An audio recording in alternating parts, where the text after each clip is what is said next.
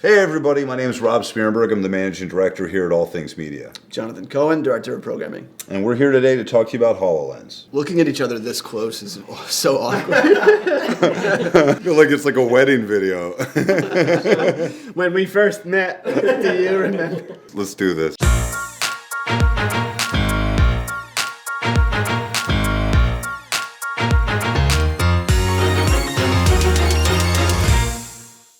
HoloLens is a headset that you put on that overlays 3D images on top of what you see. So let's imagine that this is a hologram that HoloLens generates. Visually, from my perspective, this is going to look relatively real, and I'll have the ability to move around it in a 3D space. In addition, it has the ability to completely replace my vision and allow me to be in another location, which is more of a VR application. So it is really both a VR and AR headset. There's a few limitations that we've noticed just messing around with it in the office over the past few days. One of them is the field of view. By and large, the field of view of the device is very limited. In addition, it's heavy. And, on top of that, it's expensive at about $3,000. Now, that may just be the developer price, but for now, it's a little prohibitive in terms of a wide market adoption. The limitations are size and weight. This thing looks like you should be on a ski slope.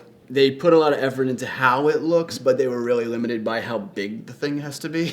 It is relatively comfortable. It doesn't feel plasticky. The front is pretty soft. It has a good distribution of its weight, but after a while, it does wear on you. It's probably the biggest step forward for this technology. I think it's almost there, but it's going to be one of those things you look at in like 10 years from now and be like, oh my God, look how stupid they look. I think as a Gen 1 device, it's got enormous potential. What it does deliver on is amazing. The user interface is pretty intuitive. You can pick this thing up and within probably about 5 minutes of messing around, actually really know how to use it. The other thing is voice recognition. It does it pretty reliably and consistently. They're using Cortana. It's impressive how well this works. The speakers are really well done. It's got kind of like a whisper in your ear effect. You don't get the feeling that Right here. its commands to you are being overheard by other people. And they're not.